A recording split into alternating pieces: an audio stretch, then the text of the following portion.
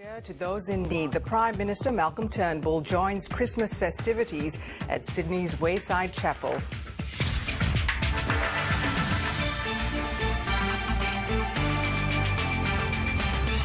The Pope urges the faithful to remember the plight of migrants during midnight mass at the Vatican. A break for gifts and goodwill during final preparations for the 2017 Sydney to Hobart. And Australia's Test skipper concedes an injury might force him to change his batting style heading into the Boxing Day Test. Hello and happy Christmas. I'm Nina Maratta with ABC News. From the beach to the backyard, at church and at charity lunches, Australians across the country are celebrating Christmas. The Prime Minister helped serve lunch for the homeless in Sydney's King's Cross. For many, it's a day of reflection and of hope, a chance to come together and to give. Nadia Daly reports. The spirit of giving was alive and well. Thank you, Father Christmas. That's all right. From Sydney to Melbourne, Santa delivered some Christmas cheer to those who need it most. It's actually quite fun to celebrate it with the family, especially when I have to come to the hospital and celebrate it this year. It's really good for everyone to get a bit happy because maybe they're not feeling that good. The man in red didn't stop there. Ho, ho, ho. Spreading joy at a special lunch for disadvantaged kids. While people on the West Coast soaked up the sunshine, Merry Christmas! tourists at Sydney's Bondi Beach were less than impressed with the weather. It is very, very cold. It's colder than England. A lot colder than England, yeah.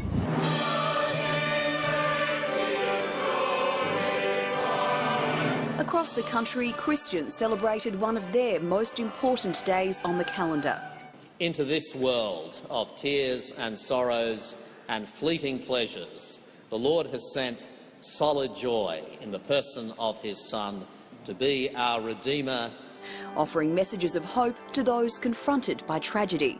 Look, I think faith is exactly that. It's something that can help people make sense of things that appear to be senseless. The terrible natural disaster in the Philippines, the dreadful incidents in Melbourne. It wasn't just people packing the pews. One church even offered a blessing for animals. At Sydney's Wayside Chapel, the Prime Minister pitched in, preparing meals for the homeless. It's practical love, it's unconditional love, it's really what Christmas should be all about. When we first migrated as a family to this country, it was through acts of love, care and hospitality that really made us feel a part of this country, and now it's our chance in turn to be able to pay that forward to the rest of Australia. A seat at the table for everyone and a chance to dance away everyday troubles. If you're on your own, it's a perfect place, isn't it? This place saved my life. Pretty much, yeah. No, I come here every day, and I've been homeless in the cross for about 6 or 7 years.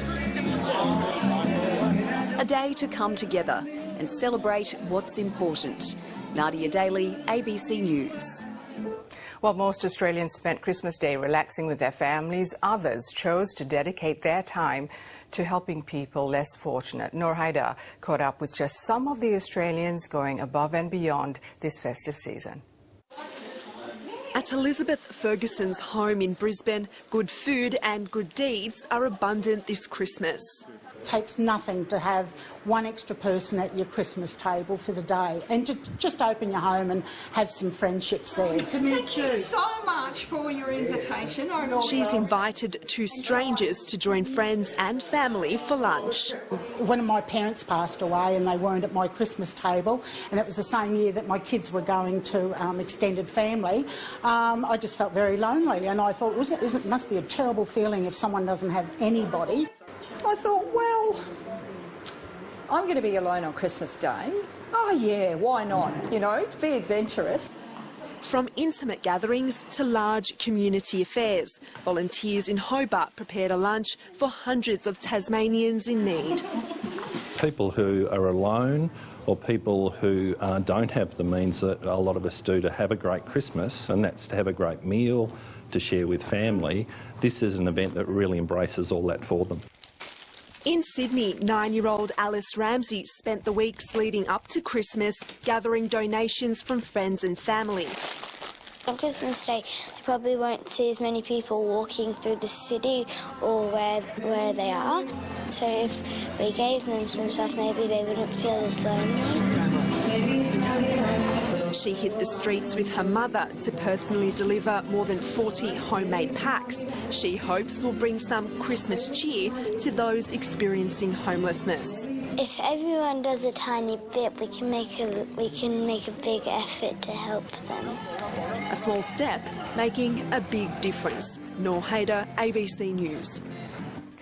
Christians around the world are celebrating the birth of Jesus in unique and sometimes difficult circumstances. The Pope has used his Christmas Eve sermon to urge the world's Roman Catholics to show charity to immigrants. During 5 years as leader of the world's 1.2 billion Catholics, Pope Francis has made commenting on world affairs his trademark. The 81-year-old reminded the faithful attending midnight mass at St. Peter's Basilica that Mary and Joseph were displaced people. We see the tracks of entire families forced to set out in our own day. We see the tracks of millions of persons who do not choose to go away, but driven from their land, leave behind their dear ones. As the pontiff urged the world to do more to help immigrants, in Iraq, Christians in the town of Mosul were able to celebrate Christmas for the first time in 3 years. Their liberation from Islamic State has heralded a rebirth of their faith, but challenges remain. My message to our Muslim brothers is to change their way of thinking. In the past, Christians were the majority in Iraq. Today, we are minority, but without us, Mosul will never be the same. Christians in Egypt are also under pressure. Amidst tight security, Catholics prayed for those killed in church bombings over the last few years. In the town where Jesus was born, the lights shone brightly in Manger Square. Crowd numbers in Bethlehem were down due to clashes that followed US President Donald Trump's recognition of Jerusalem as Israel's capital. The traditional sound of pipes could not be drowned out as the Latin Patriarch of Jerusalem led festivities. Now it's time to enjoy. We as Christians will enjoy in spite of all the difficulties we have. Merry Christmas. In other parts of the world, the mood was less tense. In one Mexican town, the Night of the Radishes has been a pre-Christmas tradition for 120 years. The red and white vegetable carved into decorations. North of the border in Florida, surfing in a Santa costume is growing in popularity. Special precautions were needed to avoid the brisk winter chill. David Spicer, ABC News. For more than 1,800 servicemen and women deployed overseas, there'll be a brief chance today to celebrate Christmas before returning to their duties. Members of the Australian Defence Force have sent best wishes to loved ones. Here's Defence reporter Andrew Green. 5 seconds. Operation Christmas Drop. Some festive cheer delivered to remote Pacific Islands from the back of a Royal Australian Air Force Hercules. Bundles of humanitarian aid such as food, water and presents for the kids. In the lead up to Christmas, ADF personnel have been busy around the globe. And today they're thinking of loved ones back home. I'd just like to say Merry Christmas to my family since I'm not going to be with you. I love you. Can't wait to get home. Merry Christmas, everyone. From Afghanistan, Merry Christmas, to the skies above Iraq. From everyone at the Air Task Group, Merry Christmas and a Happy New Year. Merry Christmas to everyone back home. More than 1,800 Australian servicemen and women are spending today deployed on operations overseas. Merry Christmas, and I can't wait to be home with you again soon. A very Merry Christmas and a Happy New Year, and I'll see you guys soon. Miss you all. And from the top brass, a message of gratitude for a busy 2017. From Afghanistan to Antarctica and everywhere in between, we're making a difference. To the men and women of the Australian Defence Force all around the world, Merry Christmas. Merry Christmas and a Happy New Year. Andrew Green, ABC News.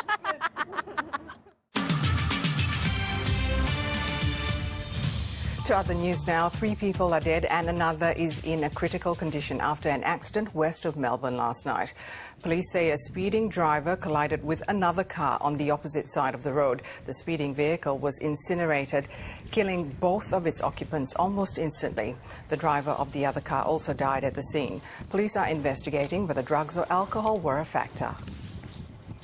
This was just a tragedy that didn't need to happen. Like, you know, the sort of speeds we're talking about to cause this devastation are just crazy speeds. Police have urged anyone who saw the accident to contact them.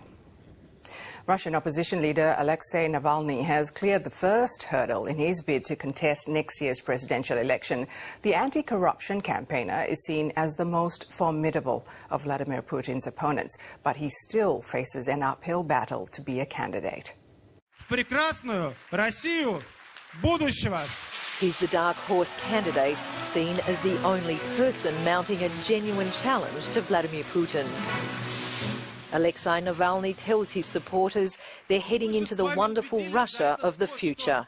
He needed 500 names to register his nomination, but the 41-year-old gathered more than 700 in Moscow alone, and hundreds more at rallies around the country. They can't not register us for the election, right? We are going inside and we are going to submit these papers. But support is not the issue for Alexei Navalny.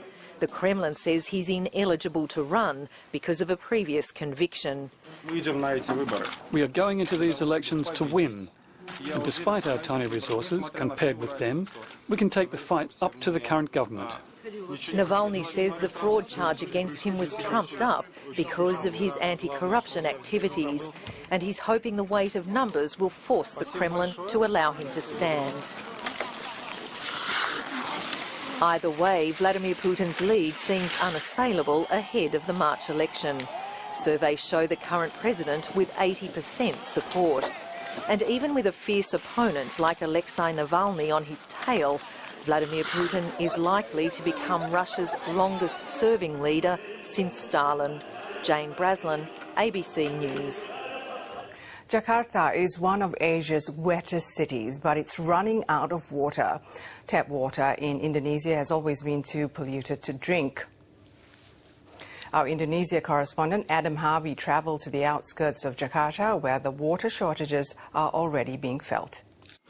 At a housing development in Jakarta's north, the day's water supply arrives by convoy. It doesn't last long. The water only runs for a short while, maybe 20 minutes. The water shortage makes life complicated. It's annoying. I'm a working mother. When I come home, I have to wait for the water to be turned on, and I can't leave the house without saving some water in a bucket first. Scenes like this are happening across Jakarta. 4 million people in the city don't have access to clean tap water. Because the pipe is there, but since we are short of water, we cannot deliver the water. The city's water treatment plants can't produce enough. But that's just part of the problem.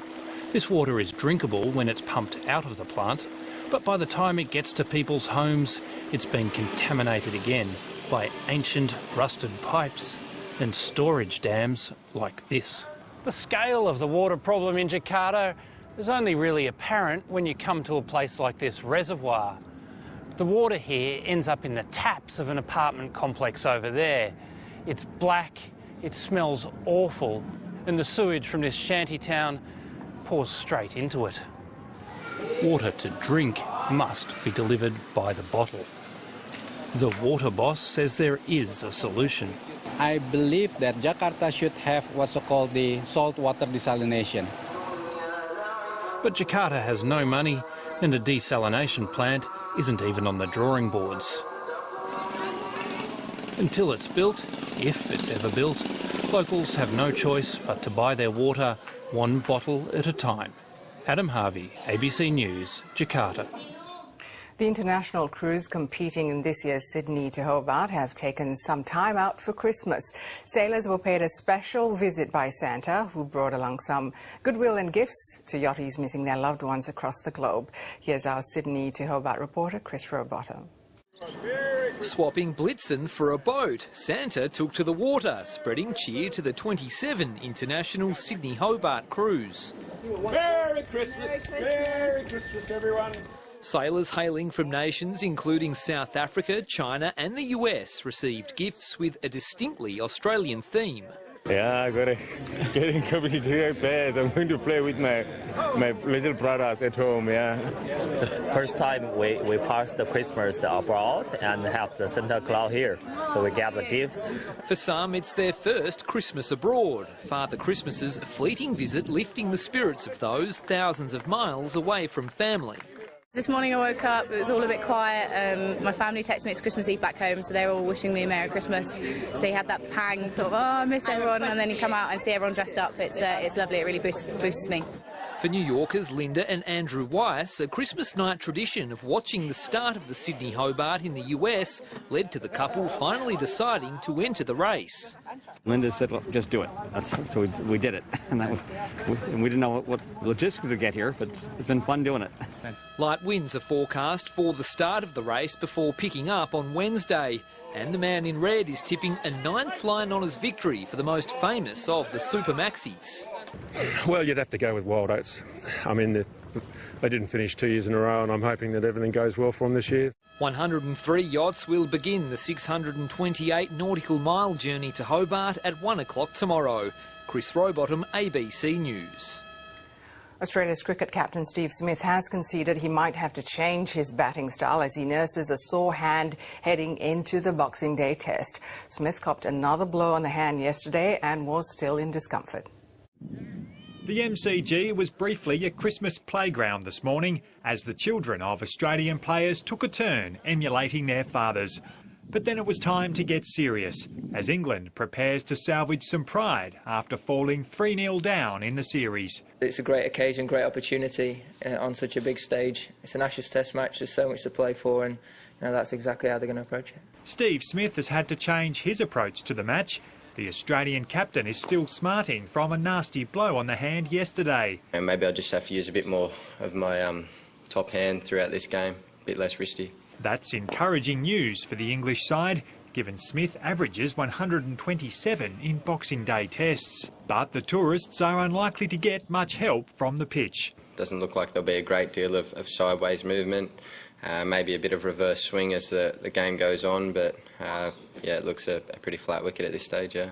England has been forced to make one change with the injured Craig Overton replaced by first gamer Tom Curran. Yeah, I think Tom offers a lot. I think he's a real competitor. He's got that similar sort of work ethic, and the way he goes about things very similar to Craig, actually. With training out of the way, the Australians gathered with their families for a Christmas lunch, no doubt hoping there'll be a few more treats heading their way in the next 5 days. Damien McIver, ABC News. Time for the weather, and Brisbane was the hottest capital city today with 36. It was cooler in the southeast. Perth reached 33 and it was a wet Christmas morning in Darwin. A broad trough crossing northern New South Wales is bringing a cool and stormy change to the state. A high in the south is producing mild conditions for most of Tasmania, Victoria and South Australia. The monsoon trough in the north is bringing rain and storms to the Territory and WA's Kimberley. Looking around the country for Boxing Day in Queensland, showers and storms in the south, getting heavier in the southeast, very hot in the west and central parts, 29 in Brisbane. Heavy showers and storms in the northeast of New South Wales, some coastal showers and hot temperatures in the west of the state, Sydney 24 degrees. Dry over Victoria with brisk northerly winds, warm throughout and mildest in the east, 29 and sunny in Melbourne. In Tasmania, warm temperatures and dry conditions throughout the state with some northerly winds, Hobart expecting 23 degrees. Scattered showers in the northwest of South Australia and dry elsewhere, light winds statewide, 34 in Adelaide. Widespread showers and storms in the north of Western Australia. Perth will be mostly sunny with a top of 27. For the Northern Territory, widespread showers and storms in the north and very hot in the south, 40 in Alice Springs, 31 for Darwin. Looking ahead to Wednesday's forecast, mostly sunny for Hobart and Melbourne, clearing shower for Brisbane and a possible thunderstorm for Darwin, cloudy in Sydney, cloud clearing for Perth, and it'll be very hot in Adelaide. And that is the latest from ABC News. I'm Nina Mairata. Thanks for your company. Stay with us for the Queen's Christmas message.